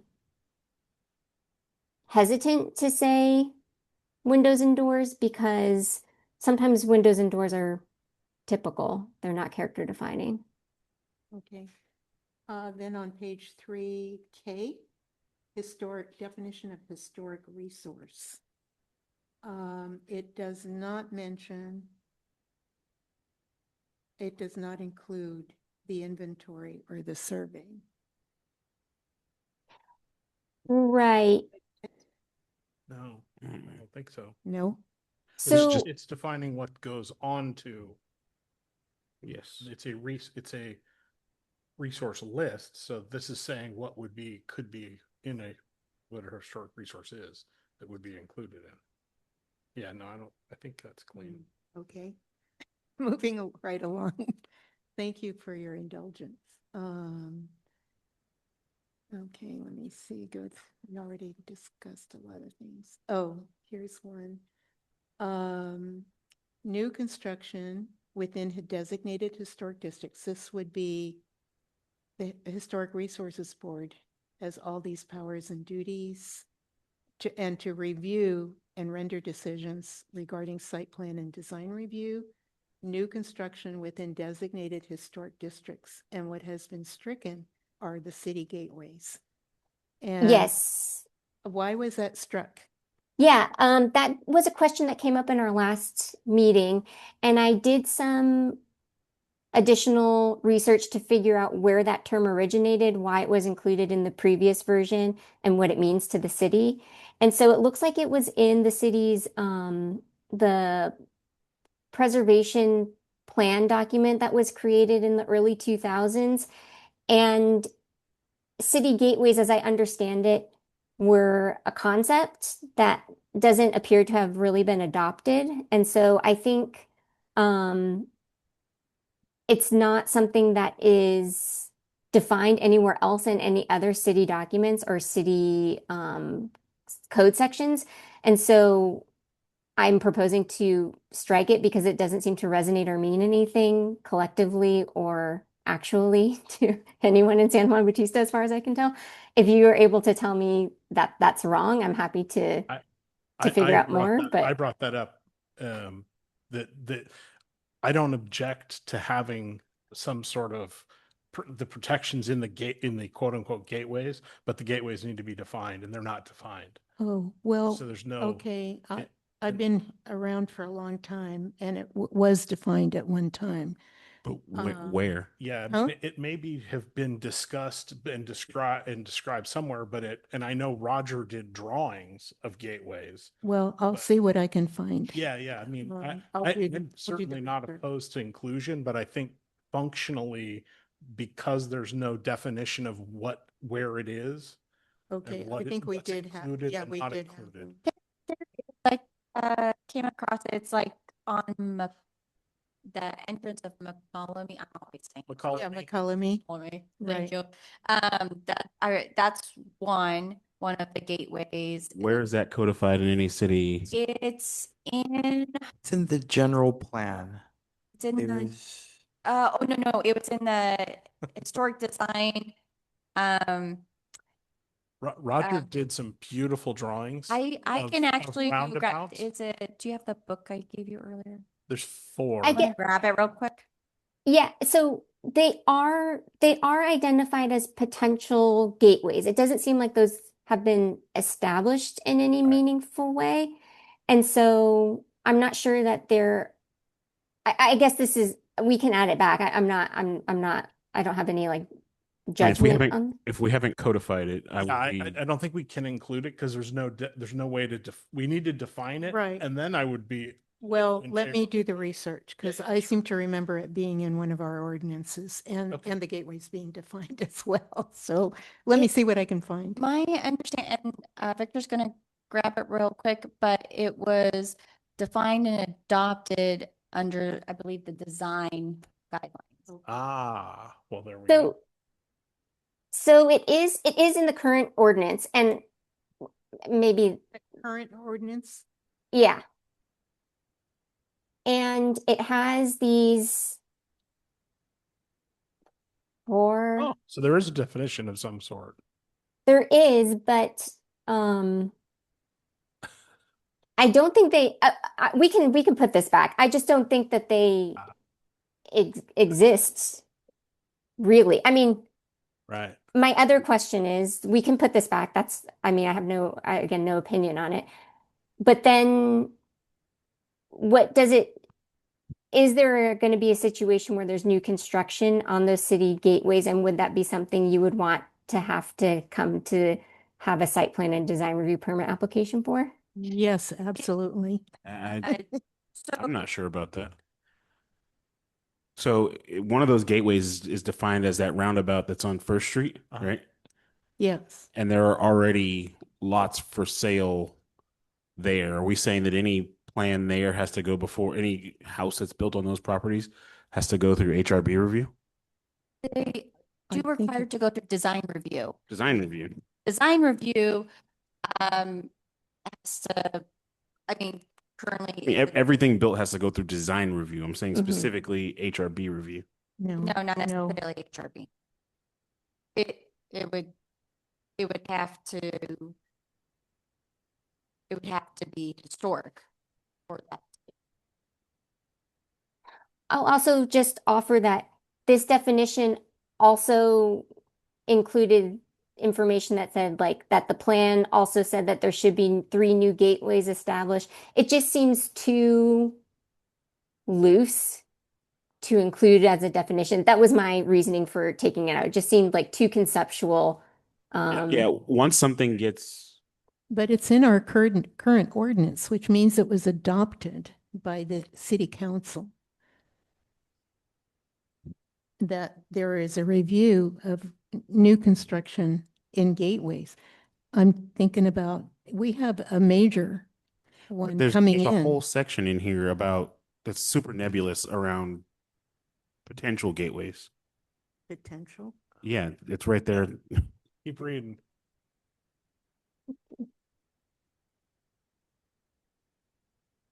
I'm not sure I see that. Here on there. She's got it. Oh, Gateway pyramid. oh, oh. Oh, there's a gateway definition. I see. Yeah, it seems a little like a little bit over. It's counter to the definition of a definition. to It's include all of something that's- McCallum Street between Third and 156. That seems a little bit of an overreach to me. It also includes something that's not currently in city limits. I don't know if that poses a Yeah. problem. I don't know. There's stuff that should. Well, what's wrong with just saying city gateways? What does that Because it doesn't mean? What are mean they? anything. But what are they? How do you determine what properties you? It's in the current ordinance, let's see. Yeah. I guess what we're saying. We can, the Alameda, McCullough. But wait, hold on. Okay, well, So I just want to make sure there's some kind of review of new developments coming in, like the, There will be review. there's how will it be reviewed? Who will be reviewing it? Not Everything the has to be. HRB. the HRB and the planning commission. It's the Okay. same people. So. So the planning commission would be reviewing it? The design? Yeah, I mean, that's what right? I think under your Ariel? current Okay. chapter for site plan and design review, that's not part of the historic preservation chapter, would cover that because it would be new construction. Yeah. Okay. Yeah, it feels like an overreach to me. And I'm not opposed to revisiting it and suggesting it, but I don't think we should add it at this stage. That's my take on it. Agreed. Okay, I have a question about the meaning of 0.50. This is the register. It says, is hereby established upon the day and year that the ordinance codified in this chapter is adopted and passed. I'm not quite sure what that means. Yeah, so this is intended to capture, so the current version has a bunch of listed things in there, and this, let me just go to establishment.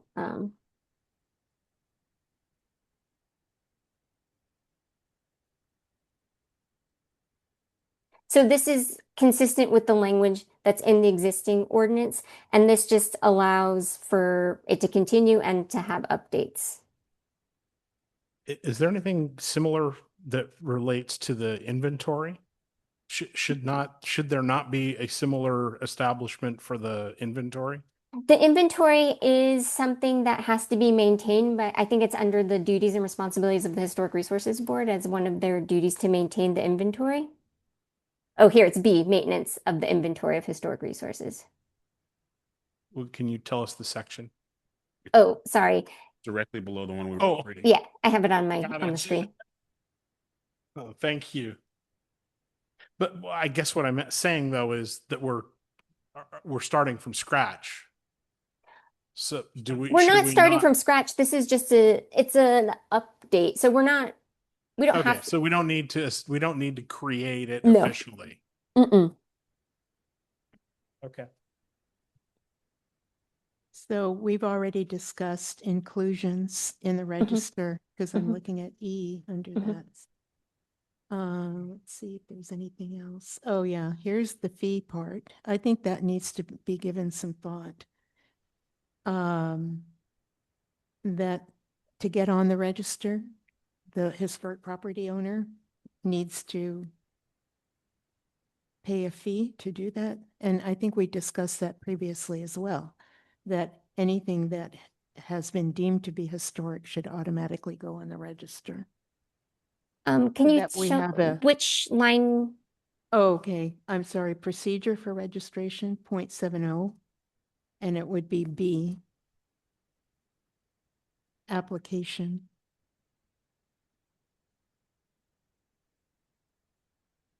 Okay. What's that? It says a proposed? fee if required by the city council. Like, I don't think we should change this. Your appeal for a fee should be to the city council on if there is a fee. This already gives you the out. If required. Well, it's in the fee schedule that you guys are. Is it in there? I feel fingers. being Well, pointed. perhaps this is what I'm we were just- talking about earlier, an opportunity that if you've gotten an historic resource evaluation and you're I'm doing a just trying to permit understand. application, the fee can be in the Yeah, permit so application. this says I- a fee if required by the city council. No. This is not requiring the fee. No, it isn't, but the city council's fee schedule is requiring it. Mhm. Can I, let me just I'll have to finish see my if it's on point. the schedule. I understand why you guys want to do the cost recovery, and fundamentally, I don't have a problem with it. What I do have a problem with is for me to apply, I'm already paying a big fee to process that thing, that evaluation that I had to pay for. And now I'm going to pay a separate fee to be included. That should be a one-time thing, one fee that takes care of everything, not getting tagged twice to essentially do the same thing.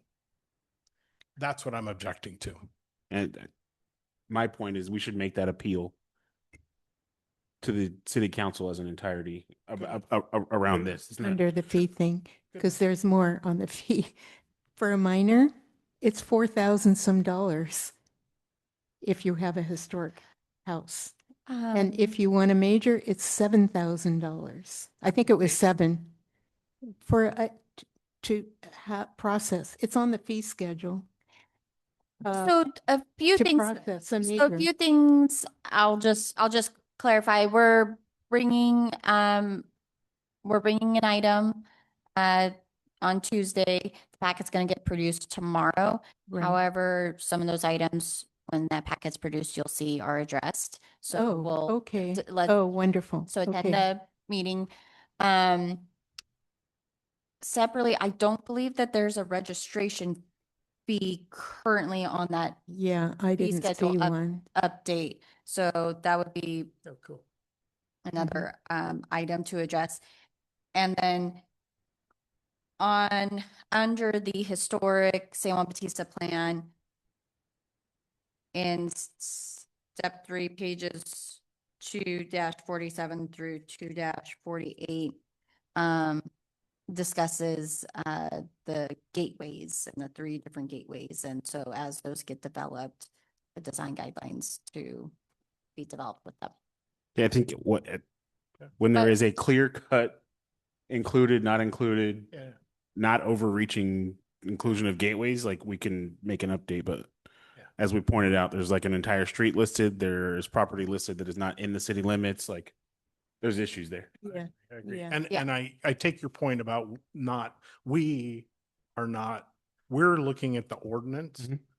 and not the fees. So if we object to the fees, we should take it to the city council. I Yeah. appreciate your point. The fees are a separate item. So you can attend next Tuesday and then the June city council meeting. But I would take a look at the packet that gets produced tomorrow. To the chair, I also just have one more point on the fees here. I think you're right that most of the time a property would be considered for designation, it would be through the permitting process. But this also is a process that's lined out for a situation where a property might want to seek designation not as part of a permit process. For Yes. instance, a property that we're seeking to maybe take advantage of an incentive, or someone that just has pride in their property and they want to have it listed. So I think it makes sense to still have some reference to fee because it is not always going to be a situation that happens through the permitting process. Yep, that makes sense. All right. Any other? That's it. All right. No take backs. Nope, that's it. No take backs. We're done. Now I can go through mine. Yes. Let's go through You already had comments. I think I only have a couple. Let me just quickly. You get give you one. comment. I get one. we all yield to Garrick's thorough eye. No, No, no, that was, I that read was this stuff great. and I'm like, okay, this makes sense. And then you read it again and I'm like, well, did it make sense? So I told you, we're men, we're dumb. Voluntary torture is what my husband called it. Yeah, the owner objection thing seems odd because there's no criteria, there's no process. It just says they send a letter, and if they don't respond in 31 days, it automatically gets approved. But it doesn't talk about how, if they do respond, what happens. I didn't see anything about that, which seemed odd. And then under What are the on page standards? 10, the B5, D is blank.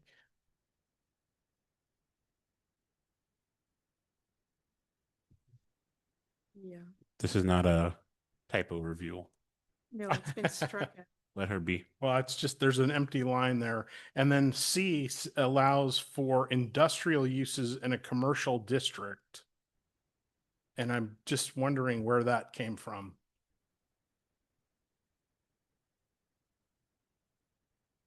Is it in our original ordinance? It may be, and I didn't know if there's just some, is there like some historical context for that? I mean, it could be. I'm thinking of like the oh, I think of the drug house. I think of it as the drug house, but I can't remember what it is. Well, you weren't here. They had an explosion in an RV that was parked in front of the house. The only, yeah, exactly. The only casualty was a dog on the Alameda. Tell your wife you said that the only casualty was Doug. Anyway. So That this- was, I think historically it was an industrial, it was like a blacksmith shop or something. And so from a historical perspective, that application might make sense, but today it's it's zoned for commercial. And anyway, so We any did- thoughts you have on that? I'm curious. We did have a blacksmith shop once. Yeah. In downtown, in our commercial district. Yeah, when I think about this, is if we were to, just because there isn't anything zoned as such now, if we were ever to read, probable or not, if we were to rezone, we will want to have coverage on how to handle it, right? In those areas. Yeah, but I mean, this is talking about historic properties specifically and giving them by right, that giving them the right to put it in an industrial use in, which just seems odd. So if where the blacksmith shop was, somebody wanted to put a blacksmith shop in again, Yeah. should they not have that right because it's historically so? That's what I'm asking. I'm just trying to understand if there's some context here to this. So this is, oh, sorry, Ariel, I didn't see you. I was just gonna say, we can get it and address it in the next round. I don't, yeah, I'm not advocating a position. I'm just asking if anybody has any idea where that came from. This is language that has been carried over from the current ordinance. So that is an incentive that's currently offered in Okay, section 1106. I wondered if it had something to do with the state historical building code, because that's referenced just above this, but I think in concept, it's just it allows for historic buildings to be reused more easily. I think that's okay, the good enough. the good enough. basis. Yeah. No objection. I'm actually thinking like the Botello potato shed. Right. There It's you in go. a multifamily residential. Actually, I don't know if great. it's zoned that way, but they used to make Scudder's potato chips in that building at one time. So what's the brand you're eating? Anyway, I mean, because we do have big commercial buildings that might be in Yeah, that no residential objection. I zone. was just looking for context. No, I don't have an objection to it. I was just curious. And that's all that I had. That's all I had. I've had enough. No comments for your next meeting. Public comment now. Oh, looks like we have a Public comment is closed, but I will reopen it. She would have done it to me. Nope, you know the rules. I am reopening public comment. Those, Mission Street. So I wanted to give context to Chair Moritana's comment about the industrial, or Chair Sabathia and committee member. So Mortadella. yeah, so anyway, I think where that statement came in is because we do have several warehouses. Gotcha. There's one next to our property that is, but that's zoned commercial residential. I would be very upset if we decided industrial could be there, although there is kind of some light industrial stuff that has been going on. And our former assistant city manager, Mr. Fouch, I took that up with him and he just seemed that that wasn't an issue, but I think it is. But I think that's why those designations came in, because they are historic. They have, they may not be the criterion where they're the architecture, I mean, they're sheds, but they have historic significance. But if you start going industrial versus light industrial versus commercial, you're gonna have a lot of neighbors pretty upset around all these because they're all in residential areas, all of these. And then I just want to make a comment. I know that we can't have an exchange. I don't think so. This is an advisory committee. I just want to wrap my head around that. Working group. So everything that you're doing is going to go to the HRB and Planning Commission and then the City Council. Yes. You guys are doing really hard work. I mean, I'm sitting here listening to it, and my head's going, whoo, whoo. It's very, so it's difficult, but I think I really sympathize and empathize with that comment about if a property has to be paying for evaluation with historic architect, that should be an inclusive fee, because then it moves into the registrar. I don't think they should be hit with another huge fee. And I know that's something city council will take up, but it makes sense to me that if you're going to go through that process, that a line item will be in there, like, here's this, and then boom, this is the fee when it jumps over to the registrar instead of being separately charged again. But thanks for your work, you guys. Better you than me. Thank you. Any other public comments online or in chambers? There are no additional public comments. All right, we're closing public comment again. And then the last round of this will be committee direction for what's next. I imagine a scenario as we start to look at this where we want to start getting the eyes of our planning commission, HRB folks officially on this, and being right back to where we were first meeting. Everybody's super confused and can only focus on what's on the list. I guess they're gonna crucify us if there isn't clarity on that list. It's really hard to focus on the ordinance without having that list. So before we provide direction, my question is, how long until we have an evaluation of the current inventory list and have that separated into a register or a proposed register to be adopted and an inventoried list? How long do we imagine this maintenance takes? So we've been going through the maintenance.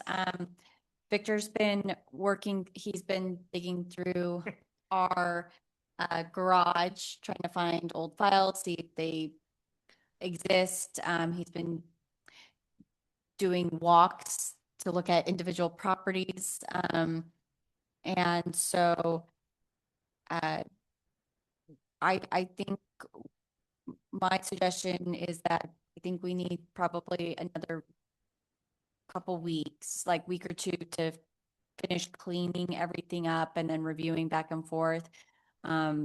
So we could maybe try to look at one more meeting in June, potentially before we go on the July break, where we bring the list and address some of these outstanding comments. Sure. And one more revision. Maybe we could, if you have any like hard dates you're not available in June. We can talk through dates available and whatnot, but the content I'd like to be reviewing first and foremost, like, I think I would classify everything we talked about thus far in the review of this edition is cleanup and minor, like a little tuning up, but Mhm. the draft has been really good and we're continuing to edit that together. I think we really need to be looking at a list before we have a meeting, so we can set dates and whatnot. But if I think we That- could, that I date we think we don't- could bring you a list within a month. Yes, so it's basically like 90% complete. There was some addition. There's register and inventory. Yes. Correct. We're looking through both, and there is some discrepancies that we're trying to figure out, and we're trying to find additional information to help us clear that out. And so it's 90% You complete. should come to the museum. We have so much information there. We have files with addresses. I would, And then, yeah. and we have we have binders with the 81 inventory, another binders, can we multiple. digitize all that? They were digitized. You know, every time we get new planners, Vanda, our president, gives them, well, they were on disc, you know, that shows. That doesn't count. But anyway, and then now I think she's giving it on, what are those little things she's? Nope. If it's not in the cloud, it's not digitized. Oh, okay, well, whatever. Somebody with technical expertise can help us do that as well. But, you know, we have files on various properties. And so when there's something for sale, we see a flyer, we stick it in that address. And then the reports, if we have, if somebody's given them to us, we put them in. So we do have a lot of information that may be cut down some of the, you know, work that you guys are doing to Yeah, I create think that would be great. And then I'm gonna be bad and go off topic. There's some great photos also in there that I would love to see digitized. Oh, yeah, many of them were digitized. If it's on physical media, they can be burned. It's not. Well, we did have somebody that digitized many of our photos. So I'm not too up on the jargon because I'm old, but I just you know, spent years. uh, Yeah, so my comment is around it being is safeguarding it, right? Right. And so oh, yeah. offsite storage, cloud storage, like Mm-hmm. No, so that it cannot be like yeah, knocking on all the I woods. know. If and when something happens, we are covered. covered. Yeah, That's all. It's yeah. I'm not picking at anybody for Yeah. looking at it's the new day and age. We have new No. ways of protecting now, and And you know, history should be protected in those ways. we have newspapers and they're all in archival boxes and everything. But, you know, we don't have the money. And I went, you know, I went to the conference, the Historic Preservation Conference, just got back from that. And I went to a session on digitizing and we had a librarian from Riverside and she kept putting up on the screen, scanning is not historic preservation. Over and over. You know how much work has to go into that to categorize things, to label them, so that people can find the stuff Mhm. later. It's a huge, huge effort. Yep. But we have such, you know, important resources for the city, but we don't have the means to pursue that. All right. Well, we're gonna rob Victor of some of his steps, and he's gonna go hang out. For this. Yes. We can To- help you with that. To be fair, the last couple of weeks he's been going through item by item, trying to dig through our stuff first, but you were actually next on the list. Okay, yeah, and he has talked to me, so. Right. So what to be clear, direction is we want to review this one more time. That final review should be pretty damn close on the actual Yeah. ordinance. We're Feels like basically it. there. Reviewing the list and that final cut together would be the ask for the next meeting. Oh. And then at that point, we can send it to HRB/planning/ Yeah. finally the city council for review. Great. That would be the Sounds great to me. direction. Thank you. Do we need to motion and vote on that, Victor? No, that direction? Yes, Since- do a motion. Do we have to motion that direction? Yes, yes, you do. That wasn't my favorite answer. Yeah. Can I get a motion to provide direction to staff and Miss or Miss Murphy, not sure which, to bring back the historic inventory, historic resources lists, plural, and the final cut of the ordinance for review at a date to be determined. So moved. Second, Motion made by never listening to you when you tell me that. Committee member Marana. Nope. Seconded by committee member Vonk. Can I get a roll call on that? Yes, Committee Member Mortarana, Aye. Committee Member Vonk, yes. Chair Sabathia. Yes. Motion carried. Woohoo. Thanks, everybody. Can I get a motion to adjourn? Julianne, thank you very much. Julianne, thank you. Thank you. I had a chance to meet Julianne Oh. live at the conference in Riverside. And their company sponsored, it was a sponsor of the conference too. Awesome. I have some great pens. They work great. Can we get a motion to adjourn? Move to adjourn. Second, All right. Motion for adjournment made by member Mortarana, seconded by member Vonk. Committee Member Mortarana, Aye. Committee Member Vonk, yes. Chair Sabathia. Yes. Motion carried. We're adjourned. Yay.